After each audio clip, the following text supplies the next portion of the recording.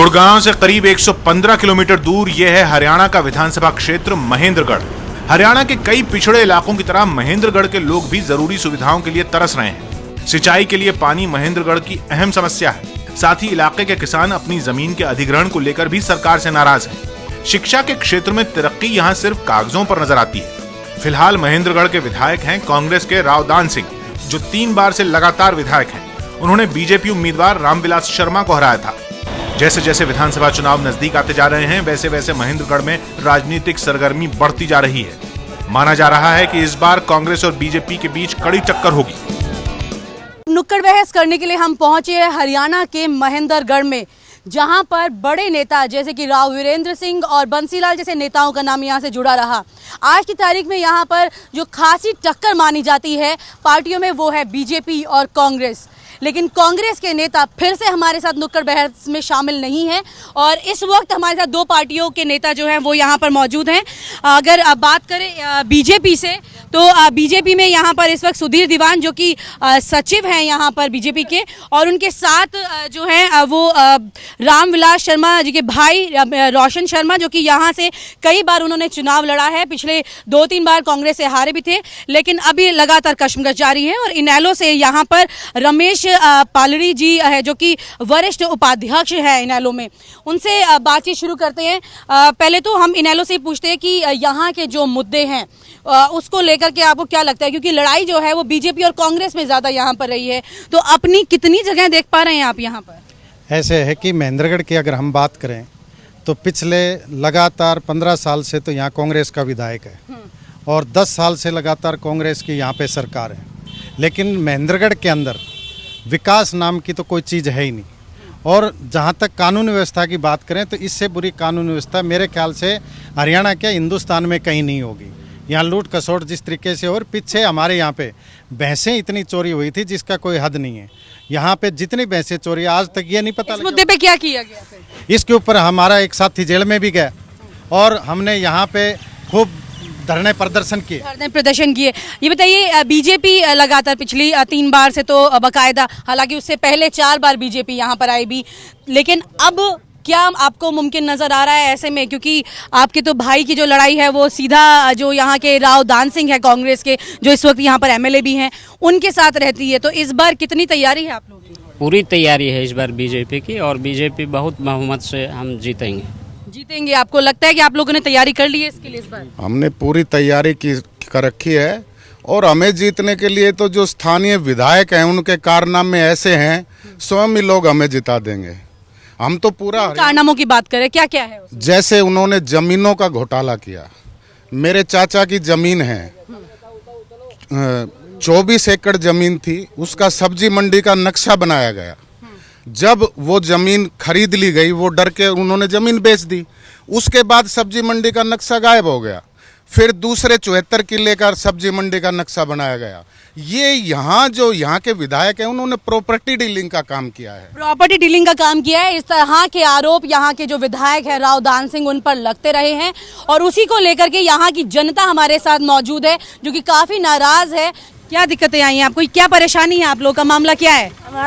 जमीन की दिक्कत है जी, हमारी तो जमीन हड़प ली। क्या खावांगा? पहले तो हमारी जमीन ही ले ली तो हम खाएंगे क्या? बाढ़ क्या करा, क्या हम करा? ये जी सबसे जो उपजाऊ महेंद्रगढ़ में जो जमीन थी वो अधिग्रहण की गई, और यहाँ महेंद्रगढ़ में 400 एकड़ जमीन जो बंजर पड़ी हुई है, वहाँ अगर विकास करना था तो वहाँ किया हो। लेकिन हमारी उपजाऊ जमीन हमारे बच्चों के ऊपर लाद, हमारे पास अब कोई जमीन नहीं बची तो हम बताओ क्या करेंगे? नौकरी हमें दे नहीं रही सरकार, और बच्चों को हम बताओ पढ़ाएं। आपने यहाँ के विधायक और आपके जो राज्य के मुख्यमंत्री है, इनको आपने अपनी आवाज वहाँ तक पहुँचाई? आवाज जी, हम 1.5 साल धरने बैठे रहे, हमारे पास कोई सरकार का कोई भी मुद्दा हमारे पास नहीं आया।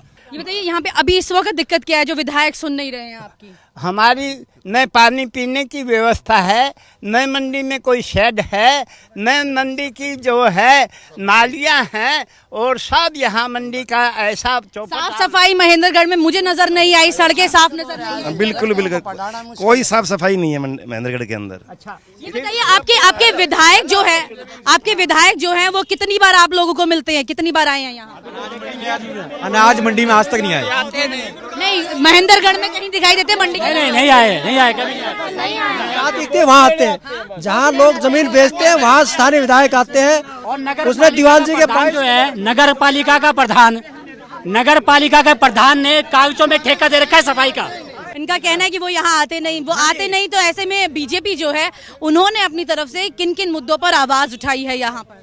देखिए मैडम, पहले तो यहाँ हमारा शांति प्रिय इलाका था। आज हमारी बहन बेटियों का घर से निकलना मुश्किल हो गया है।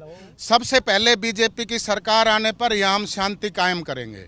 उसके बाद रोजगार। आपने आवाज किस किस मुद्दे पर उठाई है उनके खिलाफ? जो सरकार यहाँ पर मौजूदा सरकार है उन्होंने काम नहीं किया, उस पर कहाँ सवाल उठाया आपने? हमने जो जमीनों का धरना था उसमें हम कंधे से कंधा अड़ा के इन लोगों के साथ बैठे रहे। जब भी किसी के साथ जाती हुई है बीजेपी हमेशा वहां खड़ी रही है। लेकिन आपके जो रामविलास शर्मा जी हैं वो भी यहाँ पर जीते हैं, तो क्या तब उन्होंने इन मुद्दों का, इन परेशानियों का निवारण किया? क्या ये जिस तरह की परेशानियां इस वक्त लगातार नजर आ रही हैं इसका क्या किया? रामविलास शर्मा जी यहाँ शिक्षा मंत्री रहे, उस समय उन्होंने यहाँ गवर्नमेंट गर्ल कॉलेज बनाया जो नगर के बीच में बनाया। अब उसको एजुकेशन की बड़ी परेशानी आज भी यहाँ पर है जी। सब स्कूल अपग्रेड करे और जो मेन समस्या थी वो हमारा इलाके में जो जल स्तर नीचे जा रहा है वो समस्या थी। उसका जो है नहर का पानी और 72 लाख रुपए उस कोष में जमा करवाए रामविलास जी शर्मा में, और दोहान नदी के नाम से एक नदी है उसमें नहर में पानी छोड़ने का प्रावधान बनवाया। ये दो परेशानियां आप लोगों की निवारण हो चुकी हैं, खत्म हो गई हैं क्या ये दो परेशानियां? एक तो पढ़ाई लिखाई को लेकर के शांति होती थी, गुंडागर्दी नहीं होती थी, बिल्कुल शांति होती थी। आज आए दिन मर्डर होते हैं, गुंडागर्दी का पूरा माहौल है, बिल्कुल सब कुछ कानून। पढ़ाई लिखाई के लिए है यहाँ पर कोई जगह? कुछ कोई नहीं है, बुरा हाल है। यहाँ पर अच्छी खासी नाराजगी नजर आ रही है यहाँ के विधायक के लिए भी, और यहाँ पर सरकार को लेकर के भी काफी ज्यादा नाराजगी नजर आ रही है। ये बताइए कि आप जो हैं इन मुद्दों को कितनी गंभीरता से ले रहे हैं? क्या खास मुद्दे नजर आ रहे हैं आपको? ऐसे है, ये जो कांग्रेस और बीजेपी के बीच में लड़ाई पहले थी, अब तो जो मेन लड़ाई होगी वो इंडियन नेशनल लोकदल और बीजेपी के बीच में होगी। यहाँ पे कांग्रेस यहाँ पे कहीं पे दिखाई नहीं देगा, तो मतलब कांग्रेस तीसरी पोजीशन पे रहेगी। तो आप कहना चाह रहे हैं कि इस वक्त जो दो पार्टी यहाँ पे मौजूद है उन्हीं की टक्कर है? जो बीजेपी और इनेलो कह रही है कि आपसे टक्कर है उनकी। इनेलो और कांग्रेस की दूसरे नंबर की लड़ाई है, बीजेपी एक नंबर पे है। इस वक्त देखा जा सकता है महेंद्रगढ़ के जो जनता है वो काफी ज्यादा नाराज है, खास तौर से यहाँ की सरकार से, यहाँ के विधायक से, जो कि मुख्यमंत्री के करीबी भी माने जाते हैं, लेकिन जनता के करीब नहीं आ पाए, इसलिए अच्छी खासी नाराजगी यहाँ पर नजर आ रही है।